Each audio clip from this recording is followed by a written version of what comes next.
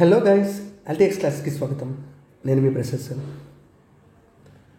ఇవాళ మనం NCERT class 7 జాగ్రఫీని start చేసుకోబోతున్నాం.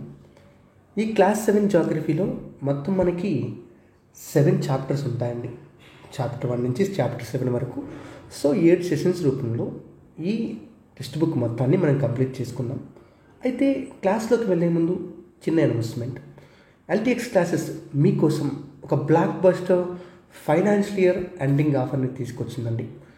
సో దీని ప్రకారం మీకు ఎన్సీఆర్టీ ఫౌండేషన్ కోర్సు మీద 10,000 రూపీస్ వరకు డిస్కౌంట్ లభిస్తుంది. అంటే కేవలం 5,000 రూపాయలకే ఎన్సీఆర్టీ ఫౌండేషన్ కోర్సు మీకు లభిస్తుంది. And that course will come with lifetime వ్యాలిడిటీతో వస్తుందండి. అండ్ ఈ ఆఫర్ మీకు ఈ ఫైనాన్షియల్ ఇయర్ ఎండింగ్ వరకు, అంటే 31 మార్చ్ 2024 వరకు అవైలబుల్గా ఉంటుంది. సో అడ్మిషన్ కావాలనుకుంటే కింద కనిపిస్తుంది నెంబర్ 7893899553 అనే నెంబర్ని కాంటాక్ట్ చేయండి, లేదా ltxclasses.com వెబ్సైట్ని విజిట్ చేయండి. You can purchase it there. So ఇంకా మన క్లాస్లోకి వచ్చేస్తే ఎన్సీఆర్టీ క్లాస్ 7 జాగ్రఫీ. మనం ఆల్రెడీ క్లాస్ 6లో జాగ్రఫీకి సంబంధించిన కొన్ని విషయాలు డిస్కస్ చేసుకున్నామండి. ఈ క్లాస్ 7 జాగ్రఫీ ఆ టెక్స్ట్ బుక్ పేరే అవర్ ఎన్విరాన్మెంట్, అంటే ఎన్విరాన్మెంట్ మీద మనకి ఫోకస్ చేస్తుంది. ఇందులో మొత్తం మనకి 7 చాప్టర్స్ ఉంటాయి. ఒకటి చాప్టర్ 1 ఏమో ఎన్విరాన్మెంట్, అలాగే చాప్టర్ 2 ఏమో ఇన్సైడ్ అవర్ ఎర్త్, అంటే మన ఎర్త్ లోపల ఏముంది. అలాగే third lesson is our changing earth. Earth అనేది ఎప్పుడు కాన్స్టెంట్గా ఒకేలా ఉందా అంటే కాదు, ప్రతిసారి కూడా ఎర్త్ అనేది రకరకాల మార్పులకి లోనవుతుంది. ఓకే, సో ఆ మార్పులు ఏంటి, ఏం జరుగుతున్నాయి, అదే అవర్ చేంజింగ్ ఎర్త్. తర్వాత మన చుట్టూ ఉన్న గాలి గురించి, అలాగే మన చుట్టూ ఉన్న వాటర్ గురించి, అలాగే నెక్స్ట్ చాప్టర్ 6 చాప్టర్ ఏమో హ్యూమన్కి ఎన్విరాన్మెంట్కి మధ్య జరిగే ఇంటరాక్షన్స్, హ్యూమన్ ఎన్విరాన్మెంట్ ఇంటరాక్షన్స్ గురించి. ఇందులో పర్టికులర్గా మనం tropical reason and sub tropical reason మీద ఫోకస్ చేస్తాం. అంటే ఆ ప్రాంతాల్లో ప్రజలకి మరియు ఎన్విరాన్మెంట్కి మధ్య రిలేషన్స్ ఎలా ఉన్నాయి, ఇంటరాక్షన్స్ ఎలా ఉన్నాయి.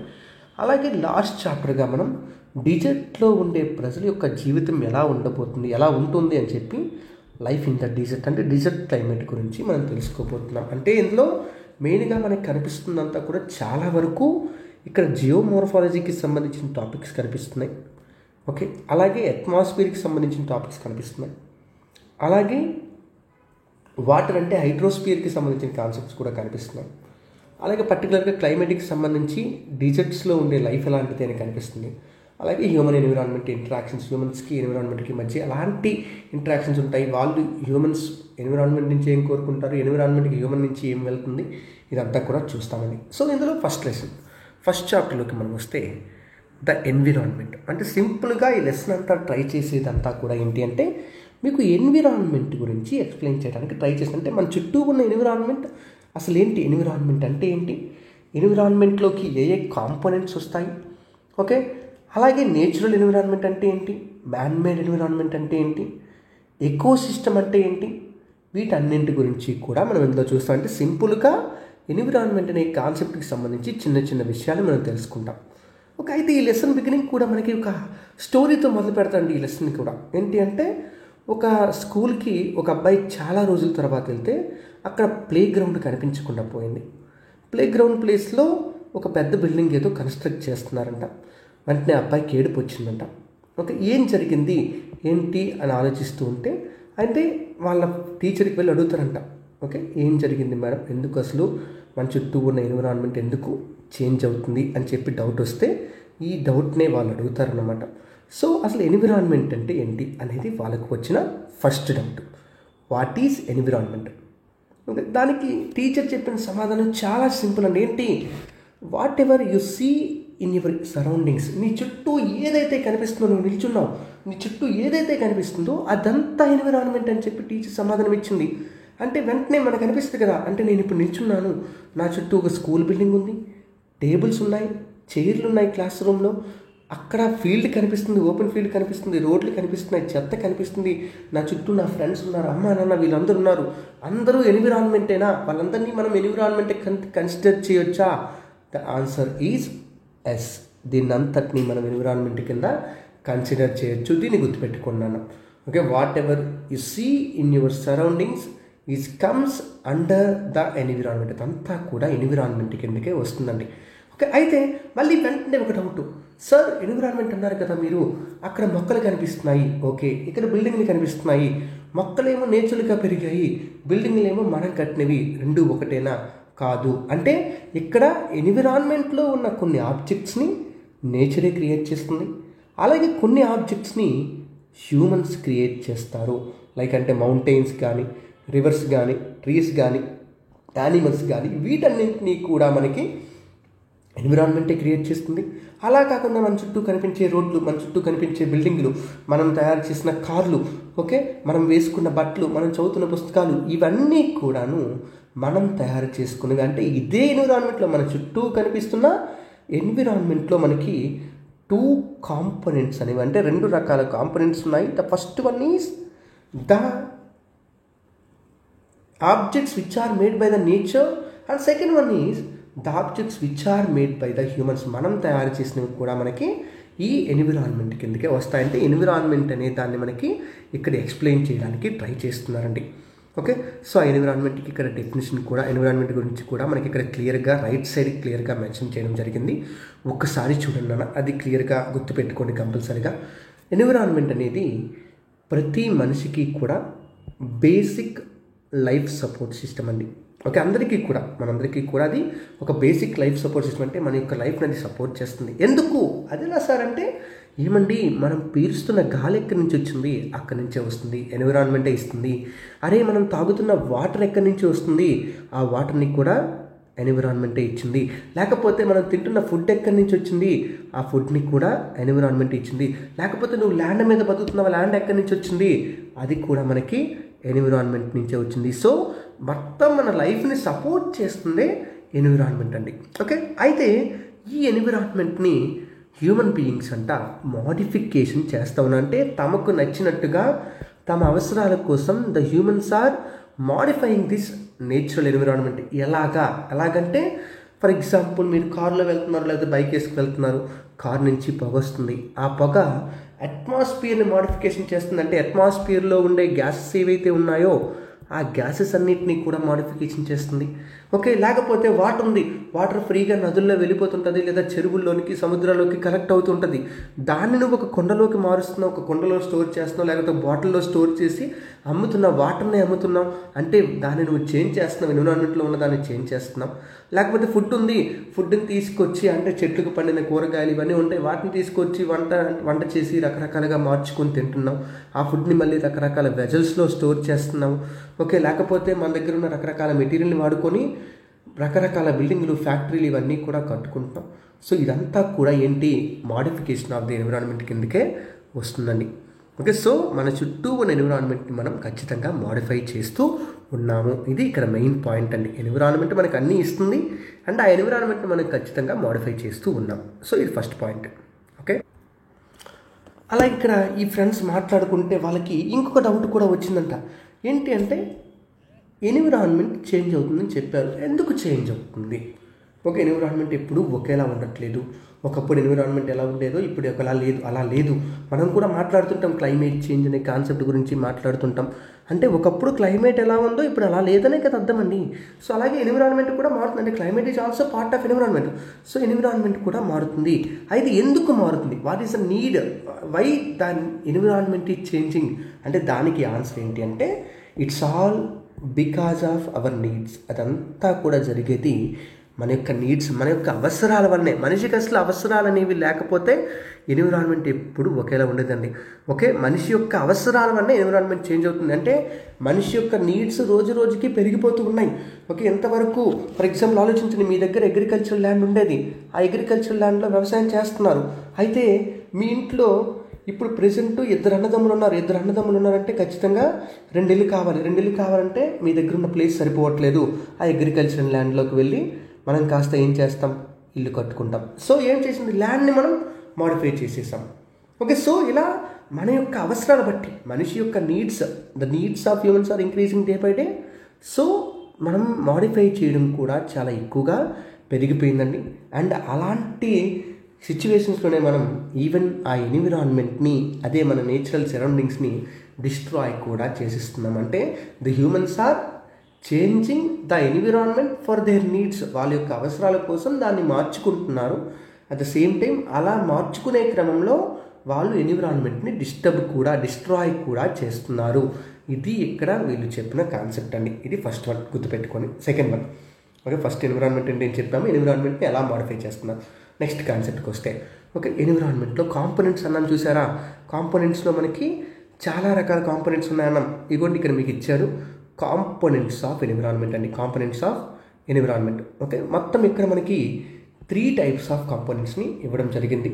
ఓకే, ఒకటి natural components, 2 human made components, and 3 human is also A component of environment. మనిషి కూడా ఎన్విరాన్మెంట్లో కాంపోనెంటే.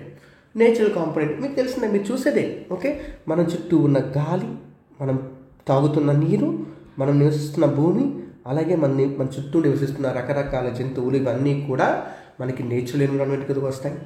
అలా కాకుండా ఆ నేచురల్ ఎన్విరాన్మెంట్ని మనం మాడిఫై చేసి వేరే విధంగా మార్చుకుంటే అది హ్యూమన్ మేడ్ కిందకు వస్తుంది. అంటే మనం కట్టుకున్న బిల్డింగ్స్, మనం ఎంజాయ్ చేసుకోవడానికి కట్టుకున్న పార్కులు, లేకపోతే నదులు దాటడానికి బ్రిడ్జ్లు కట్టుకున్నాం, ట్రాన్స్పోర్టేషన్ కోసం రోడ్స్ని కట్టుకున్నాం, మనకు కావాల్సిన గూడ్స్ని ప్రొడ్యూస్ చేయడానికి ఇండస్ట్రీస్ కట్టుకున్నాం, అలాగే పిలిగ్రిమేజెస్ కోసం వీటి కోసం రకరకాల మాన్యుమెంట్స్ కట్టుకున్నాం. ఇవన్నీ కూడా మనకి ఎన్విరాన్మెంట్లోని హ్యూమన్ మేడ్ కాన్సెప్ట్స్ కిందకు వస్తాయి. అయినా ఇవి అందరికీ తెలిసినవే, but human is also a part of environment. ఎన్విరాన్మెంట్లో హ్యూమన్ కూడా పార్టే. అంటే ఒక మనిషి, నువ్వు పార్టే, నీ ఫ్యామిలీ, మీ అమ్మ నాన్న తమ్ముడు, నువ్వు అందరూ కలిపి ఒక పార్ట్, మీ కమ్యూనిటీ, ఓకే, మీ కమ్యూనిటీ అంతా కూడా ఎన్విరాన్మెంట్లో పార్టే. మీ రిలీజియన్, హిందూయిజం, బుద్ధిజం, సిక్కిజం, ఇవన్నీ కూడా ఎన్విరాన్మెంట్లో పార్టే. ఎడ్యుకేషనల్ యాక్టివిటీస్, మీరు చేస్తున్న ఎడ్యుకేషనల్ యాక్టివిటీస్ అంతా కూడా ఎన్విరాన్మెంట్లో పార్టే. అకాడమిక్ యాక్టివిటీస్, పొలిటికల్ సిచ్యువేషన్, ఇవన్నీ కూడా ఎన్విరాన్మెంట్లో పార్టేనంటండి. These all are human parts of the environment. ఎన్విరాన్మెంట్లో హ్యూమన్స్కి సంబంధించిన పార్ట్స్ అనమాట. హ్యూమన్ మేడ్ కాదు, హ్యూమనే ఒక పార్ట్గా అనమాట. సో ఈ విధంగా మనకి సెకండ్ది కాంపోనెంట్స్ ఆఫ్ ది ఎన్విరాన్మెంట్ చెప్తున్నారు. అయితే ఇక్కడ ఒక కాన్సెప్ట్ ఏంటంటే, ఇక్కడ కనిపిస్తున్న కాంపోనెంట్స్లో కొన్నింటికి జీవం ఉంది, కొన్నింటికి జీవం లేదు. Okay, they have no life, some have life, వాటికి లైఫ్ ఉంది. ఓకే, దాన్ని ఆధారంగా చేసుకుని, దాన్ని బేసిస్ చేసుకుని మనం మొత్తం ఎన్విరాన్మెంట్లో ఉన్న కాంపోనెంట్స్ని 2 రకాలుగా డివైడ్ చేయొచ్చు. ఏంటి, హ్యూమన్ మేడు, అలాగే హ్యూమన్స్ నేచురల్ కాదండి, అవి కాకుండా వేరే క్లాసిఫికేషన్, సెకండ్ క్లాసిఫికేషన్. ఓకే, ఇది మనకి ఫస్ట్ క్లాసిఫికేషన్. సెకండ్ క్లాసిఫికేషన్ ఏంటంటే బయోటిక్ థింగ్స్, అదే biotic components. Second one abiotic components. Okay, పేరు చూడగానే మీకు అర్థమై ఉంటుంది, బయోటిక్ అంటే లైఫ్ ఉన్నది. Okay, the organisms are the objects which has life. వేటికైతే లైఫ్ ఉంటుందో అవి బయోటిక్ కాంపోనెంట్స్ కిందకు వస్తాయి. వేటికైతే లైఫ్ అనేది లేదో అవి మనకి అబయోటిక్ కాంపోనెంట్స్ కిందకి వస్తాయండి. అంటే లైక్ మన చుట్టూ ఉన్న మొక్కలు, జంతువులు, ఇవన్నీ కూడా బయోటిక్ కాంపోనెంట్స్. అంటే ఇక్కడ మీకు కాంపోనెంట్స్లో హ్యూమన్ లివింగ్ థింగ్స్ అన్నాం కదండి, అవన్నీ కూడా బయోటిక్ కాంపోనెంట్స్ కిందకి వస్తాయండి. ఓకే, ఇవి కాకుండా, అంటే హ్యూమన్స్ కాకుండా మిగతా అంతా కూడా మనకి ఎబయాటిక్ కాంపోనెంట్స్ కింద. అంటే వాటికి లైఫ్ అనేది ఉండదు, వాటిలో కంప్లీట్గా జీవం లేకుండా అవి ఉంటాయన్నమాట. అంటే ఇప్పుడు జీవం అని చెప్తారు కదా, చెట్లకి జీవం ఉందా అంటే ఎస్ అంటారు. ఓకే, చెట్లకి జీవం ఉందంటే ఖచ్చితంగా ఉంది. ఓకే, మనుషులకి జీవం ఉందా, ఉంది. జంతువులకి జీవం ఉందా, ఉంది. సో అవన్నీ బయోటిక్ థింగ్స్. ఓకే, నీటికి జీవం ఉందా, లేదు. గాలికి జీవం ఉందా, లేదు. ల్యాండ్కి జీవం ఉందా, లేదు. అవన్నీ కూడా నాన్ లివింగ్ ఎలిమెంట్స్. వాటిని మనం అబయాటిక్ థింగ్స్ అని చెప్పి పిలుస్తూ ఉంటామండి. ఓకే, సో ఇప్పుడు మళ్ళీ అదే పాయింట్లో మనకి ఇక్కడ రిపీట్ చేస్తున్నాడు. ఏంటి అంటే పై కన్వర్జేషన్ బట్టి, అంటే పైన చెప్పిన విషయాలు బట్టి మనకు తెలుస్తుంది ఏంటి అంటే the place, people, things and nature that surround any living organism is called environment. ఇది మనిషి కాదండి, ఒక జంతువు, ఒక పులి అవ్వచ్చు, ఒక సింహం అవ్వచ్చు, లేకపోతే ఒక పక్షి అవ్వచ్చు, ఏదైనా కూడా అది నివసిస్తున్న ప్లేసు, దాని చుట్టూ ఉన్న వాళ్ళు, దాని చుట్టూ ఉన్న వస్తువులు, దాని చుట్టూ ఉన్న నేచర్ ఇదంతా కూడా ఎన్విరాన్మెంట్ కిందకే వస్తుందండి. ఓకే, అండ్ ఇందులో మనకి నేచురల్ ఫినామినాన్స్ ఉంటాయి, హ్యూమన్ మేడ్ ఫినామినాన్స్ ఉంటాయి. నేచురల్గా ఉన్న ఫినామినాన్స్ని మనం నేచురల్గా ఎగ్జిస్ట్ అయి ఉన్న వాటిని మనం బయోటిక్ అంటాం, అంటే లైఫ్ ఉన్న వాటిని మనం బయోటిక్ అంటాం. ఓకే, అలా కాకుండా లైఫ్ లేని వాటిని, అంటే నేచర్లో కూడా బయోటిక్ ఉంటాయి, అబయోటిక్ ఉంటాయండి. ఓకే, లైఫ్ ఉన్న వాటిని బయోటిక్ అని చెప్పి పిలుస్తాం. ప్లాంట్స్ అండ్ యానిమల్స్ మనకి ఈ కేటగిరీ కిందకి వస్తాయండి. అలా కాకుండా ఎబయోటిక్ అని కూడా పిలుస్తాం. ఎబయోటిక్ అంటే వీటికి లైఫ్ అనేది ఉండదండి. ఓకే, అలాగే human environment reveals the activities, creations and interactions among human beings. Okay, ఇది నేచురల్ ఎన్విరాన్మెంట్. ఫస్ట్ అది నేచురల్ ఎన్విరాన్మెంట్, సెకండ్ది హ్యూమన్ ఎన్విరాన్మెంట్. నేచురల్ ఎన్విరాన్మెంట్ అంటే నేచురల్గా జరిగిన ప్రతి పనిని కూడా, నేచురల్గా ఎగ్జిస్ట్ అయిన ప్రతి థింగ్ గురించి కూడా చెప్తుంది, అది నేచురల్ ఎన్విరాన్మెంట్. అలా కాకుండా మ్యాన్ మేడ్ యాక్షన్స్ వలన, మ్యాన్ మేడ్ క్రియేషన్స్ వలన, హ్యూమన్స్ యొక్క ఇంటరాక్షన్స్ వలన ఏర్పడే ఎన్విరాన్మెంట్ ఏదైతే ఉందో దాన్ని మనం హ్యూమన్ ఎన్విరాన్మెంట్ నుంచి పిలుస్తాం. So natural environment, human environment, these are the two things we are going to discuss. అంటే ఈ రెండింటి గురించి మనం డిస్కస్ చేసుకోవాలి. అయితే ఫస్ట్ నేచురల్ ఎన్విరాన్మెంట్తో స్టార్ట్ చేద్దామని. అంటే మన దగ్గర 2 రకాల ఎన్విరాన్మెంట్లు ఉన్నాయండి. ఓకే, మీ చుట్టూ కనిపిస్తున్న వాటిలో నేచురల్ ఎన్విరాన్మెంట్ ఉంది, అలాగే హ్యూమన్ ఎన్విరాన్మెంట్ కూడా ఉంది. సో ఆ నేచురల్ ఎన్విరాన్మెంట్ అంటే ఏంటి, హ్యూమన్ ఎన్విరాన్మెంట్ అంటే ఏంటి, అది ఎలా ఉంటుంది అనేది మనం చూద్దామండి. సో అయితే అంతకంటే ముందు మీకు ఒక ఇంట్రెస్టింగ్ పాయింట్ ఇక్కడ ఇచ్చాడు. ఏంటంటే ఎన్విరాన్మెంట్ అనే వర్డ్ మనకి ఫ్రెంచ్ లాంగ్వేజ్ నుంచి వచ్చిన వర్డ్ అంటండి.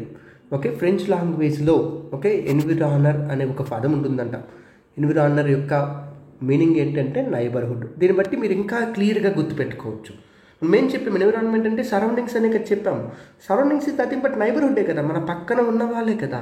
సో ఎన్విరాన్మెంట్ అంటే మనకి నైబర్హుడ్ అని చెప్పొచ్చు సింపుల్గా. Okay, environment is nothing but the neighbourhood. మన చుట్టూ ఉన్న నైబర్స్ ఎవరైతే ఉన్నారో వాళ్ళే మనకి ఎన్విరాన్మెంట్ కిందకి వస్తారు. అది యానిమల్ అవ్వచ్చు, లేకపోతే మన చుట్టూ ఉన్న ఒక వస్తువు అవ్వచ్చు, ఒక చెట్టు అవ్వచ్చు, ఒక నది అవ్వచ్చు, ఏదైనా అవ్వచ్చు అండి. ఓకే, సో ఇప్పుడు అందులో మనం మాట్లాడుతుంది ఏంటి, నేచురల్ ఎన్విరాన్మెంట్. అంటే మనిషికి సంబంధం లేకుండా, మనిషి క్రియేట్ చేయకుండా నేచురల్గా ఏర్పడిన ఎన్విరాన్మెంట్ గురించి మాట్లాడుతున్నాం. సో ఈ నేచురల్ ఎన్విరాన్మెంట్ కిందకి ఏ కాంపోనెంట్స్ వస్తాయి. First one, so natural environment అంటే ఎవరు వస్తారు సార్, ఎవరు వస్తారంటే, ఒకటి మీరు భూమి మీద నిల్చున్నారు. ఓకే, ఇది భూమి, ఈ భూమి మీద మీరు నిల్చున్నారు. సో మీరు నిల్చున్న భూమి ఏదైతే ఉందో ఆ ల్యాండ్ అనేది ఫస్ట్ ఎన్విరాన్మెంట్లో పార్ట్ అండి. ఓకే, ల్యాండ్ తర్వాత మీ చుట్టూ కూడా గాలి ఉందండి. సో ఈ మీ చుట్టూ ఉన్న గాలి ఏదైతే ఉందో, okay, air is part of natural environment. Air కూడా నేచురల్ ఎన్విరాన్మెంట్లో పార్టే. మీరు అక్కడే నిల్చుంటే ఆ పక్క నుంచి ఏదో నది మెల్లగా మనకి ఇలా వెళ్తూ ఉన్న నది వెళ్తూ ఉందండి. ఓకే, వాటర్, లేకపోతే పక్కనే ఒక చెరువు ఉందనుకోండి. ఓకే, అది కూడా నేచురల్ ఎన్విరాన్మెంట్కి వస్తుంది. దాంతోపాటు మీ పక్కనే ఉన్న మొక్కలు ఉన్నాయి. ఓకే, చెట్లు ఉన్నాయండి, చాలా చెట్లు ఉన్నాయి. ఆ చెట్లన్నీ కూడా నేచురల్ ఎన్విరాన్మెంట్కి వస్తాయి. అలాగే మీ పక్కనే జంతువు ఉంది. ఓకే, ఆ జంతువు కూడా మీకు నేచురల్ ఎన్విరాన్మెంట్ కిందకే వస్తుంది. ఓకే, రిమెంబర్ ద థింగ్ అండి. ఓకే, నేచురల్ అంటే ల్యాండ్, వాటర్, ఎయిర్, దాంతోపాటు బయోటిక్ థింగ్స్ అయిన plants and animals. Okay, abiotic things ఏవి, ల్యాండ్, వాటర్, ఎయిర్, ఈ 3 ఎబయోటిక్ థింగ్స్. అలాగే బయోటిక్ థింగ్స్. సో ఇవి మనకి ఎన్విరాన్మెంట్, నేచురల్ ఎన్విరాన్మెంట్లో కాంపోనెంట్స్ అండి. అండ్ ప్రీవియస్ క్లాస్లో మనం జస్ట్ అంటే లిథోస్ఫియర్ అంటే ఏంటి, వీటి గురించి సింపుల్గా మనం మాట్లాడుకున్నాం. Lithosphere, hydrosphere, atmosphere and biosphere. There are the 4 major spheres of the earth. Lithosphere land, okay, hydrosphere water, atmosphere air and biosphere అంటే లైఫ్ అండి. వీటి గురించి మాట్లాడాం. అయితే ఇక్కడ మళ్ళీ కొంచెం డీటెయిల్గా ఇచ్చేది ఏంటంటే లిథోస్ఫియర్ అంటే ఏంటి. లిథోస్ఫియర్ అంటే ఏం లేదు, ఎర్త్ యొక్క సాలిడ్ క్రస్ట్ని మనం లిథోస్ఫియర్ అని చెప్పి పిలుస్తాం. అంటే ఎర్త్ యొక్క టాప్ మోస్ట్ లేయర్. అంటే ఇప్పుడు ఇదంతా కూడా ఇక్కడ మీకు ఎర్త్ కనిపిస్తుంది అనుకోండి, ఇదంతా కూడా ఎర్త్ కనిపిస్తుంది అనుకోండి. ఓకే, సో ఈ ఎర్త్ యొక్క టాప్ మోస్ట్ లేయర్ అంటే ఈ బయట మీకు రెడ్ కలర్ లైన్ కనిపిస్తుంది కదా, లోపల ఉందంతా వదిలేయండి. ఓకే, లోపల ఉందంతా వదిలేసి బయట కనిపిస్తున్న రెడ్ కలర్ లైన్ ఏదైతే ఉందో అది మనకి ఎర్త్ యొక్క క్రస్ట్ అండి, ఎర్త్ క్రస్ట్. ఓకే, ఈ ఎర్త్ క్రస్ట్ ఏదైతే ఉందో దాన్నే మనం లిథోస్ఫియర్ అంటే మనకి నెక్స్ట్ క్లాసెస్లోకి వెళ్ళాక దాని గురించి డీటెయిల్డ్గా వస్తుందండి. ఓకే, సో దీన్నే మనం ఏమంటామండి సింపుల్గా ఎర్త్ యొక్క లిథోస్ఫియర్ అని చెప్పి పిలుస్తాం. It is the hard top layer of the earth, అంటే గట్టిగా మరియు హార్డ్గా ఉన్న ఎర్త్ యొక్క టాప్ మోస్ట్ లేయర్ ఏదైతే ఉందో దాన్నే మనం లిథోస్ఫియర్ అంటాం. ఇది దేంతో తయారై ఉంటారు సార్? దేంతో అంటే కంప్లీట్గా రాక్స్తోని మినరల్స్తోనే తయారై ఉంటుందండి. కంప్లీట్గా రాక్స్తోని మినరల్స్తోనే తయారైందంటే మొత్తం లిథోస్ఫియర్ అంతా రాళ్లతోనే తయారై ఉంటుంది. అయితే ఈ లిథోస్ఫియర్ ఎరోజన్ జరిగి పైన మనకి దాని మీద సాయిల్ కూడా కనిపిస్తుంటుంది. దానిపైన ఈ యొక్క థిన్ లేయర్ ఆఫ్ సాయిల్ కూడా కనిపించవచ్చు ఎక్కడ లిథోస్ఫియర్ లోపల. ఓకే, అండ్ ఈ లిథోస్ఫియర్ అనేది స్ట్రైట్గా సర్ఫేస్ అంతా కూడా ఇలా స్ట్రైట్గా ఉంటుంది అనుకుంటే పొరపాటండి. ఓకే, లిథోస్ఫియర్ ఎప్పుడు కూడా స్ట్రైట్గా సర్ఫేస్ ఎప్పుడు కూడా ఉండదండి. ఎప్పుడు ఇది ఇర్రెగ్యులర్గానే ఉంటుందండి. అంటే రకరకాల ల్యాండ్ ఫామ్స్తో ఎత్తు పల్లాలతో కూడుకునే మనకి ఈ లిథోస్ఫియర్ అనేది ఎగ్జిస్ట్ అయి ఉంటుంది. లిథోస్ఫియర్ అనేది ఎగ్జిస్ట్ అయి ఉంటుంది. ఆ ఎత్తు పల్లాలతో కూడుకున్న ల్యాండ్స్లో మనకి మౌంటైన్స్ ఉంటాయి, అలాగే ప్లాట్యూస్ ఉంటాయి, అలాగే వ్యాలీస్ ఉంటాయి. ఓకే, ప్లెయిన్స్, అలా దూరంగా వెళ్తే ప్లెయిన్స్ ఉంటాయి. ఓకే, ఇవన్నీ కూడా మనకి లిథోస్ఫియర్లో భాగంగా ఉంటాయండి. ఓకే, అయితే ఇక్కడ మీరు గుర్తుపెట్టుకోవాల్సిన ఒక విషయం ఏంటంటే, సార్ ఇవన్నీ మాకు చుట్టుపక్కల కనిపిస్తున్నాయి సార్, సముద్రం కింద నాకు ఇవేం కనిపించట్లేదు, సముద్రం అంటే నీరే కనిపిస్తుంది, మరి సముద్రం కింద ఈ ల్యాండ్ ఫామ్స్ ఉంటాయి, వీటన్నిటిని మనం ల్యాండ్ ఫామ్స్ అని చెప్పి పిలుస్తామండి. ఓకే, ఈ ల్యాండ్ ఫామ్స్ సముద్రం కింద ఉంటాయా? ఎస్. ఓకే, ల్యాండ్ ఫామ్స్ అనేవి ఓషన్ ఫ్లోర్ మీద కూడా కనిపిస్తాయి. ఇది ఇంపార్టెంట్ పాయింట్ అండి. Okay, the land forms not only exist over the continents, సముద్రం కింద కూడా మనకి ఈ ల్యాండ్ ఫామ్స్ అనేవి ఇలాంటి మౌంటైన్స్, ప్లాట్యూస్ ఇవి కూడా, అంటే ఇంకా అక్కడ కొన్ని పేర్లు వేరేగా ఉంటాయి, అవన్నీ ఎగ్జిస్ట్ అయి ఉంటాయండి.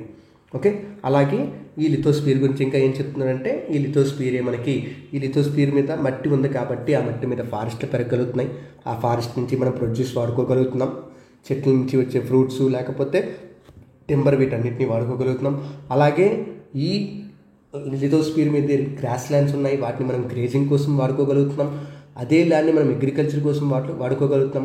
ఈవెన్ మనం ఇల్లు కట్టుకోవడానికి కూడా వాడుకోగలుగుతాం. ఇదిగోండి లిథోస్ఫియర్ మనకి ఇక్కడ ఇచ్చాడు. అంటే ఇదంతా మనకి ఇక్కడ ఈ మౌంటైన్స్ అన్నీ కనిపిస్తున్నాయి కదా, ఈ మౌంటైన్స్, ఈ ఇల్లు, ఇదంతా కూడా, అలాగే అగ్రికల్చరల్ ల్యాండ్, ఇదంతా కూడా మనకి లిథోస్ఫియర్ కిందకే వస్తుందండి. అంటే ఏమేమి ఉన్నాయో అబ్జర్వ్ చేయండి, క్లియర్గా ఒకసారి చూసి అబ్జర్వ్ చేయండి. ఓకే, సో ఇది ఫస్ట్ వన్ లిథోస్ఫియర్ అండి. అండ్ ఈ లిథోస్ఫియర్లో ఇంకొక ఇంపార్టెంట్ పాయింట్ ఏంటి అంటే, it is also A source of mineral wealth. Minerals కూడా చాలా ఎక్కువగా ఉంటాయి. మనకి దొరికే ప్రతి మినరల్ కూడా లిథోస్ఫియర్లో దొరికినదే.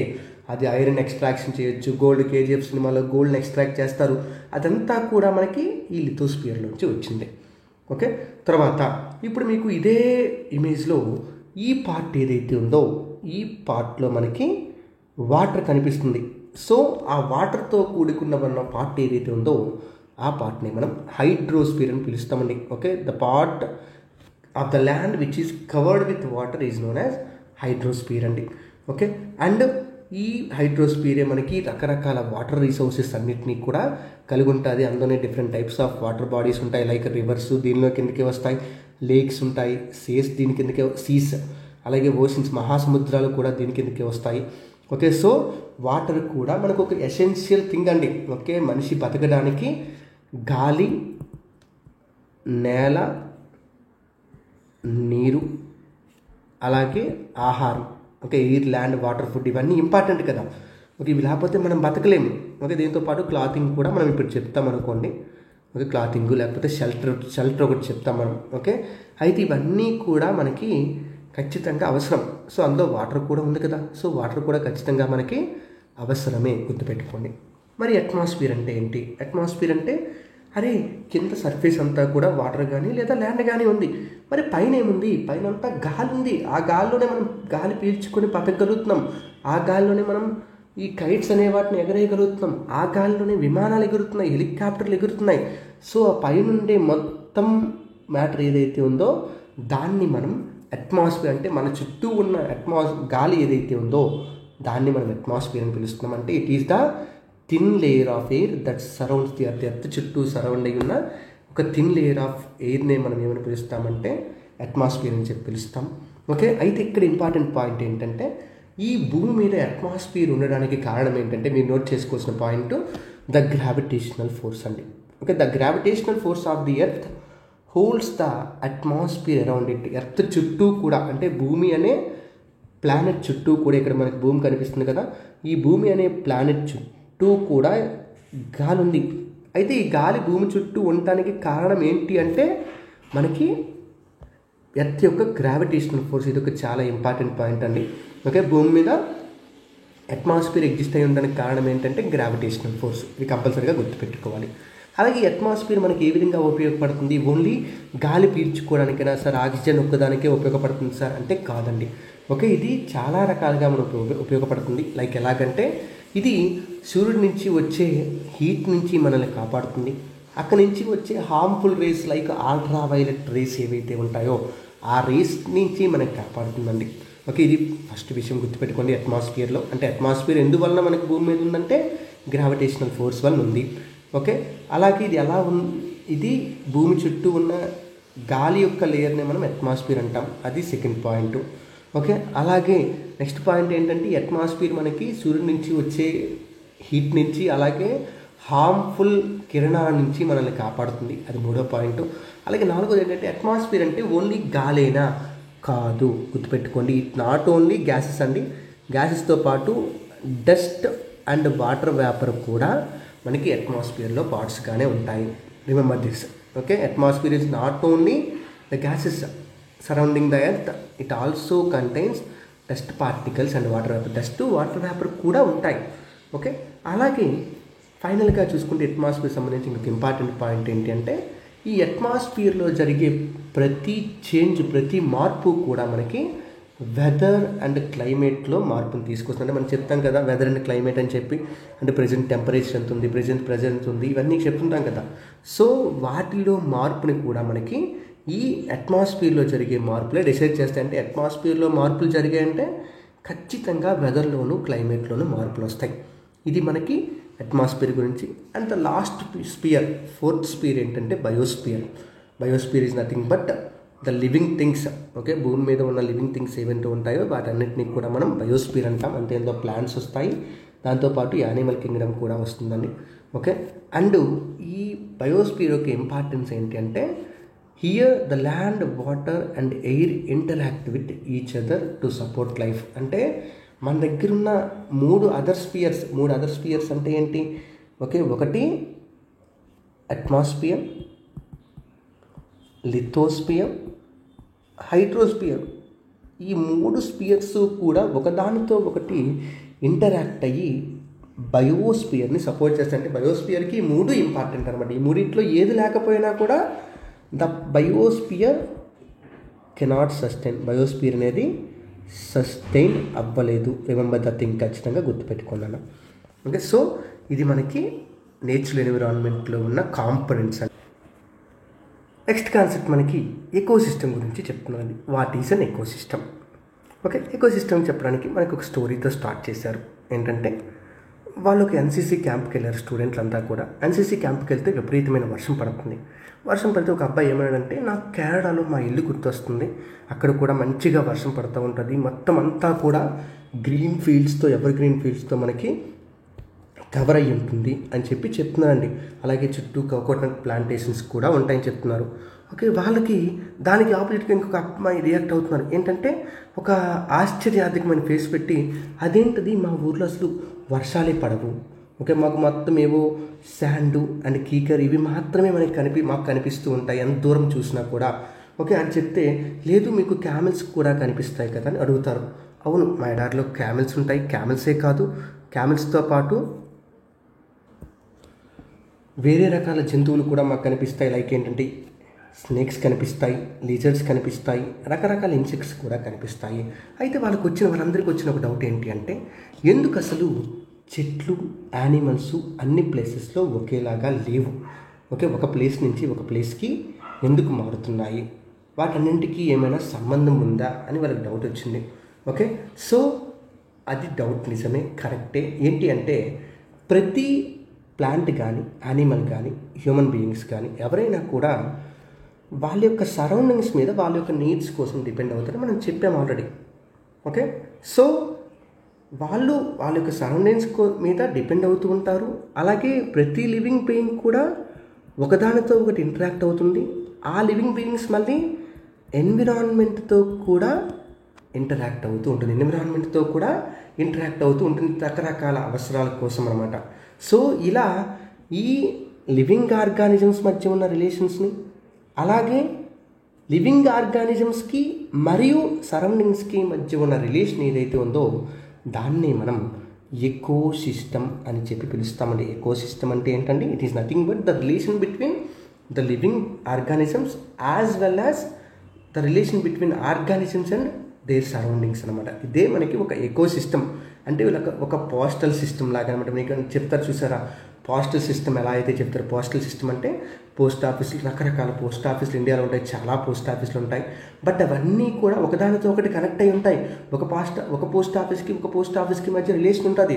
అలాగే విలేజ్ లెవెల్లో ఉన్న పోస్ట్ ఆఫీసులకి, అలాగే డిస్ట్రిక్ట్ లెవెల్లో ఉన్న పోస్ట్ ఆఫీసులకి మధ్య రిలేషన్ ఉంటుంది. సో అలాగే ఇక్కడ కూడా సేమ్ అనమాట. ఓకే, ఒక లివింగ్ బీయింగ్కి ఇంకొక లివింగ్ బీయింగ్కి అంటే ఒక ఎలుకకి ఒక పిల్లికి, లేకపోతే ఒక పులికి ఒక జింకకి, వీటన్నింటి మధ్య రిలేషన్స్ మనకి కనిపిస్తూ ఉంటాయండి. ఆ జంతువుల మధ్యతో పాటు వాటికి ఎన్విరాన్మెంట్తో కూడా రిలేషన్స్ ఉంటాయి. దాన్నే మనం ఎకో సిస్టమ్ అని చెప్పి పిలుస్తాం. అండ్ ఎకో సిస్టమ్స్ అనేవి చాలా రకాలుగా ఉంటాయి. ఒక పెద్ద రెయిన్ ఫారెస్ట్ ఉంది, అది ఒక ecosystem. Amazon rain forest, Congo rain forest అంటాం, అది ఒక ఎకో సిస్టమ్. గ్రాస్ ల్యాండ్స్, స్టెప్పీలు అంటాం, ప్రైరీలు అంటాం, ఇవన్నీ ఎకో సిస్టమ్. సవర్నాస్ ఇవన్నీ కూడా. Desert ecosystem, mountain ecosystem, lake ecosystem, ఒక సరస్సు కూడా ఒక ఎకో సిస్టమ్ని సపోర్ట్ చేస్తుంది. ఒక రివర్లో ఒక డిఫరెంట్ ఎకో సిస్టమ్ ఉంటుంది, ఓషన్లో ఒక డిఫరెంట్ ఎకో సిస్టమ్ ఉంటుంది. అంత ఎందుకండి, ఈవెన్ మన ఊర్లో కనిపించే చిన్న చెరువులో కూడా ఒక ఎకో సిస్టమ్ అనేది మనకి కనిపిస్తుంది. సో ఇక్కడ మనకి నోట్ చేసుకోవాల్సిన పాయింట్ ఏంటి అంటే, ఎకో సిస్టమ్ అనేది ఎంత చిన్నదైనా ఉండొచ్చు, లేదా ఎంత పెద్దైన సముద్రం అంత పెద్దది కూడా ఉండొచ్చు. ఓకే, చిన్న సైజు నుంచి పెద్ద సైజు వరకు ఉండొచ్చు. అండ్ ఆ ఎకో సిస్టంలో పర్టికులర్గా అక్కడ ఉండే, ఇప్పుడు పాండ్ ఎకో సిస్టమ్ ఉంది, ఆ చెరువులో ఉన్న వాటర్, ఆ చెరువులో ఉన్న మట్టి, వీటితో ఆ చెరువులో ఉన్న చెట్లు, ఆ చెరువులో ఉన్న చేపలు, ఇవన్నీ ఇంటరాక్ట్ అవుతూ ఉంటాయి. అదే మనకి పాండ్ ఎకో సిస్టమ్, అంతే. సో అదే మనకి ఇక్కడ క్లియర్గా మళ్ళీ ఎక్స్ప్లెయిన్ కూడా చేసిరండి. ఎకో సిస్టమ్ అంటే it is a system formed by the interaction of all living organisms with each other and with physical and chemical factors of environment. Okay, అన్ని లివింగ్ బీయింగ్స్ ఒకదానితో ఒకటి ఇంటరాక్ట్ అవ్వడం, దానితో పాటు ఆ లివింగ్ బీయింగ్స్ మళ్ళీ ఎన్విరాన్మెంట్లోని ఫిజికల్ అండ్ కెమికల్ ఫ్యాక్టర్స్తో ఇంటరాక్ట్ అవ్వడం ఏదైతే జరుగుతుందో దాన్నే మనం సింపుల్గా ఎకో సిస్టమ్ అంటాం. అండ్ ఈ ఎకో సిస్టమ్ అంతా కూడా జరిగేది ఏంటి అంటే, ఈ ఎకో సిస్టంలో they are all linked by transfer of energy and material. అంటే మొత్తం ఒక దగ్గర నుంచి ఒక దగ్గరికి ఎనర్జీ ట్రాన్స్ఫర్ జరుగుతుంది అండ్ మెటీరియల్ ట్రాన్స్ఫర్ కూడా జరుగుతుంది అనమాట. లైక్ ఎలాగంటే, ఒక చెట్టు ఉంది, ఆ చెట్టుని కొట్టి నువ్వు తీసుకొచ్చి ఆ చెట్టు యొక్క పళ్ళని తిన్నావు. సో పళ్ళు తిన్నావంటే అక్కడ ఎనర్జీ ట్రాన్స్ఫర్, మెటీరియల్ ట్రాన్స్ఫర్ జరిగింది. లేకపోతే ఆ చెట్టుని కొట్టిన తర్వాత ఆ చెట్టుని నువ్వు ఫైర్వుడ్గా వాడుకుని వంట చేసుకున్నాం. ఒకప్పుడు ఇలాంటి అవసరాలు ఏమి ఉండేవి కాదు మనిషికి, బట్ ఇప్పుడు వంట చేసుకున్నాం. సో అక్కడ కూడా ఎనర్జీ ట్రాన్స్ఫర్ జరిగింది. అదే మనకి ఎకో సిస్టమ్ అండి. ఎకో సిస్టంలో జరిగేదంతా ఏంటంటే, లివింగ్ బీయింగ్స్కి మధ్యలో, అంటే ఇక్కడ ఒక జంతువు ఉంది, ఇక్కడ ఒక జంతువు ఉంది, ఆ రెండింటికి మధ్యలో, అలాగే ఈ లివింగ్ బీయింగ్కి ఎన్విరాన్మెంట్కి మధ్యలో మనకి జరిగే ఇంటరాక్షన్స్ ఏవైతే ఉంటాయో వాటిని మనం సింపుల్గా ఎకో సిస్టమ్ అని చెప్పి పిలుస్తామండి. So this is about ecosystem. So ecosystem తర్వాత మనకు ఒక 2 ఇంపార్టెంట్ పాయింట్లు ఇచ్చారండి ఇక్కడ. ఏంటి అంటే, ఒకటి ఫస్ట్ పాయింట్, వరల్డ్ ఎన్విరాన్మెంట్ డేని జూన్ 5th సెలబ్రేట్ చేసుకుంటారు. ఇది ఒకటి మనం నోట్ చేసుకోవాలి. ప్రతి సంవత్సరము జూన్ 5వ తారీఖుని మనం పర్యావరణ దినోత్సవంగా జరుపుకుంటాం. First point. సెకండ్ పాయింట్ మనకి బార్టర్ సిస్టమ్ గురించి ఇచ్చారండి. అంటే ఇది మనిషిలో వచ్చిన చేంజెస్ గురించి చెప్తుందన్నమాట. అంటే ఒకానొక టైంలో, వన్స్ అపాన్ ఏ టైం, ఈ కరెన్సీ అనేది మనకి ఎగ్జిస్టెన్స్లో లేదు. కరెన్సీ లేని టైంలో మనుషులు మరి వ్యాపారం ఎలా చేసేవారు, ఒక షాప్కి వెళ్ళి ఎలా కొనుక్కునేవారు, మనకు కావాల్సిన వస్తువులు ఎలా తీసుకునేవారు అంటే by the means of barter system. Barter system, వస్తు మార్పిడి వ్యవస్థ అంటాం మనం తెలుగులో దీన్ని. ఒక బార్టర్ సిస్టమ్ ద్వారా ఎక్స్చేంజ్ జరిగేదంటే, ఫర్ ఎగ్జాంపుల్ సింపుల్గా ఇక్కడ జరిగేది ఏంటంటే, మీరు ఈ సంవత్సరం వంకాయలు ఎక్కువగా పండించారు, మీ పక్కింట్లో ఉన్న వాళ్ళు అదే ప్లేస్లో టొమాటోస్ పండించారు. ఓకే, అయితే మీరు ఇప్పుడు ఏం చేస్తారు, మీ దగ్గర వంకాయలు ఉన్నాయి, టొమాటోలు లేవు కర్రీ చేసుకోవడానికి, వాళ్ళ దగ్గర టొమాటోలు ఉన్నాయి, వంకాయలు లేవు. సో మీరేం చేస్తారు, మీ దగ్గర ఉన్న టొమాటోల్ని వాళ్ళకిచ్చి వాళ్ళ దగ్గర ఉన్న వంకాయల్ని మీరు తీసుకుంటారు, అంతే. అదే బార్టర్ సిస్టమ్. ఇద్దరు ఇండివిజువల్గా ఇప్పుడు కర్రీ వండుకోవచ్చు అండి. సింపుల్గా బార్టర్ సిస్టమ్ మనకప్పుడు అందుబాటులో ఉండేది. ఇప్పుడైతే దాన్ని ఎవరు యూజ్ చేయట్లేదు. విలేజెస్ లెవెల్లో అయితే ఒక ఫ్రెండ్లీ యూసేజ్ అయితే జరుగుతుందంతే. సో తర్వాత ఇదంతా కూడా మనకి ఎకో సిస్టంలో, అదే ఎన్విరాన్మెంట్లో నేచురల్ పార్ట్ గురించి చెప్పామంటే నేచురల్ ఎన్విరాన్మెంట్. ఇప్పుడు సెకండ్ కాన్సెప్ట్ ఏంటి అంటే హ్యూమన్ ఎన్విరాన్మెంట్. అంటే మనిషి వల్ల మాడిఫికేషన్స్ని ఫేస్ చేసిన ఎన్విరాన్మెంట్ అనమాట. This is the second environment. So మనం ఫస్ట్ నుంచి చెప్తున్నాం ఏంటంటే మనిషి, హ్యూమన్ బీయింగ్స్ అనేవారు ఖచ్చితంగా ఎన్విరాన్మెంట్తో ఇంటరాక్ట్ అవుతారు. అండ్ ఆ ఇంటరాక్ట్ అయ్యే క్రమంలో వాళ్ళకి తెలిసి లేదా తెలియకుండా they modify the environment according to their needs. అంటే వాళ్ళ అవసరాల కోసం అని చెప్పి ఎన్విరాన్మెంట్ని మాడిఫై చేసేస్తారండి. ఓకే, అయితే ఒకప్పుడు ఇలాగే ఉండేదా పరిస్థితి అంటే కాదు. మన పూర్వీకులు ఎవరైతే ఉన్నారో అసలు వాళ్ళు ఎన్విరాన్మెంట్ని మాడిఫై చేయడానికి ఎట్టి పరిస్థితుల్లో కూడా ట్రై చేయలేదండి. జస్ట్ ఎన్విరాన్మెంట్లో ఏం దొరికాయో వాటినే తీసుకునేవారు, వాటితోనే సర్వైవ్ అయ్యేవారు. పక్క అంటే ఎన్విరాన్మెంట్ని మాడిఫై చేయడం అంటే ఫర్ ఎగ్జాంపుల్ ఇప్పుడు మీరు చూడండి, మీ చుట్టూ ఒక కొండ ఉంది. ఒక 2 సంవత్సరాల క్రితం మీ పక్కన ఒక కొండ ఉండేది, ఇప్పుడు మీ దగ్గర కొండ కనిపించట్లేదు. అంటే అర్థం ఏంటి, అక్కడ ఉన్న లిథోస్పియర్ని మీరు పూర్తిగా డ్యామేజ్ చేసేసి, డిస్ట్రాయ్ చేసేసి నార్మల్ లెవెల్కి తీసుకొచ్చేసారు. అంటే అర్థం ఏంటి, మీ దగ్గరున్న లిథోస్పియర్ని మీరు మాడిఫై చేసేసారు. బట్ ఒకానొక టైంలో మనిషి అవేమీ కూడా చేయలేదు. ఎందుకంటే వాళ్ళు చాలా సింపుల్ లైఫ్ని లీడ్ చేశారు. అండ్ వాళ్ళ యొక్క నీడ్స్ అన్నింటినీ కూడా డైరెక్ట్గా ఎన్విరాన్మెంట్ నుంచి ఏం దొరికితే అవే డైరెక్ట్గా తీసుకున్నారు. సో వాళ్ళకి ఎక్కడా కూడా ఎన్విరాన్మెంట్ని డ్యామేజ్ చేయాల్సిన అవసరం రాలేదండి. బట్ బై ద టైం కాలం మారుతున్న కొద్దీ కూడా మనిషి యొక్క అవసరాలు పెరిగాయి. ఓకే, ఎప్పుడైతే అవసరాలు పెరిగాయో అవసరాలతో పాటు వాటి మధ్య వేరియేషన్ కూడా పెరిగిందంటే రకరకాల అవసరాలు రావడం మొదలుపెట్టాయి అనమాట. అంటే ఇప్పుడు ఒకప్పుడు చిన్న చిన్న అవసరాలే, అంటే ఒకప్పుడు ట్రాన్స్పోర్టేషన్ ఉంది. ఫర్ ఎగ్జాంపుల్ ట్రాన్స్పోర్టేషన్ పక్క ఊర్లకు వెళ్ళడం అనేది చాలా తక్కువ. ఇప్పుడు పక్క ఊర్లు కాదు, పక్క రాష్ట్రాలు వెళ్తున్నాం, పక్క దేశాలు వెళ్తున్నాం. అంటే ఏంటి, ట్రాన్స్పోర్టేషన్ నీటి పెరిగాయి. సో దానికోసం రోడ్లు ఎక్కడ పడితే అక్కడికి రోడ్లు వేయాల్సిన పరిస్థితి వచ్చింది. సో అంటే అవసరాలు పెరిగాయి, అవసరాల యొక్క వెరైటీస్ కూడా మనకి పెరిగాయి అన్నమాట. సో ఈ అవసరాలకు తగ్గట్టుగా మనిషి ల్యాండ్ని, అదే తన చుట్టూ ఉన్న ఎన్విరాన్మెంట్ని ఎలా యూజ్ చేసుకోవాలి, ఎలా మాడిఫై చేసి ఇవ్వాలి అని కూడా నేర్చుకున్నాడు అనమాట. ఓకే, ఎలా మాడిఫై చేసుకోవాలో తెలిసింది, ఎలా యూజ్ చేసుకోవాలో కూడా తెలిసిందండి. అంటే లైక్ ఎలాగంటే పంట పండించడం నేర్చుకున్నారు. అప్పుడు జస్ట్ చెట్లకు కాసే పళ్ళు తినేవాడు అంతే. ఇప్పుడు పంట పండించడం నేర్చుకున్నాడు, యానిమల్ని డొమెస్టికేట్ చేయడం మొదలుపెట్టాడు, ఒక సెటిల్డ్ లైఫ్ని లీడ్ చేయడం మొదలుపెట్టాడు. ఓకే, అలాగే కొంతకాలానికి చక్రం కనిపెట్టారు, వీల్ అనేది దాన్ని ఇన్వెంట్ చేశారు. ఓకే, తర్వాత కొంతకాలానికి అగ్రికల్చర్ స్టార్ట్ చేసిన కొంతకాలానికి సర్ప్లస్ ఫుడ్ని ప్రొడ్యూస్ చేసుకున్నాడు. బార్టర్ సిస్టమ్ వచ్చింది, తర్వాత ట్రేడింగ్ అనేది స్టార్ట్ అయింది, కామర్స్ డెవలప్ అయింది. ఇవంతా కూడా మనిషి యొక్క జీవితంలో వచ్చిన, అంటే మనిషి యొక్క చరిత్రలో వచ్చిన మార్పులు. ఇంకా పెద్ద మార్పు మనకి ఎప్పుడు వచ్చింది అంటే ఇండస్ట్రియల్ రెవల్యూషన్. ఓకే, మనకి 17th century ఆ టైంలో వచ్చిన ఇండస్ట్రియల్ రెవల్యూషన్ ఏదైతే ఉందో, ఈ ఇండస్ట్రియల్ రెవల్యూషన్ వల్ల ప్రొడక్షన్ విపరీతంగా పెరిగిపోయింది. ప్రతి వస్తువుని కూడా ఎక్కువ స్కేల్లో, ఎక్కువ అమౌంట్లో మాస్ ప్రొడక్షన్ చేయడం మొదలుపెట్టారు. ట్రాన్స్పోర్టేషన్ చాలా స్పీడ్గా మారిపోయింది. ఒకప్పుడు ఒక దేశం నుంచి ఇంకొక దేశం వెళ్ళాలంటే 2 నెల రోజులు పట్టేది. ఇప్పుడు జస్ట్ ఒక రోజులో కూడా మనం ఒక దేశం నుంచి ఇంకొక దేశం వెళ్ళిపోవచ్చు. ట్రాన్స్పోర్టేషన్ ఫాస్ట్ అయిపోయింది. ఇన్ఫర్మేషన్ రివాల్యూషన్ వచ్చింది. ఓకే, ఇన్ఫర్మేషన్ రివాల్యూషన్ రావడం వల్ల ఏమైందంటే కమ్యూనికేషన్ చాలా ఈజీ అయిపోయిందండి. చాలా ఈజీగా, చాలా స్పీడ్గా కమ్యూనికేషన్ అనేది జరగడం మొదలుపెట్టింది. అంటే చాలా ఈజీగా ఇన్ఫర్మేషన్ స్ప్రెడ్ అయ్యడం మొదలుపెట్టింది.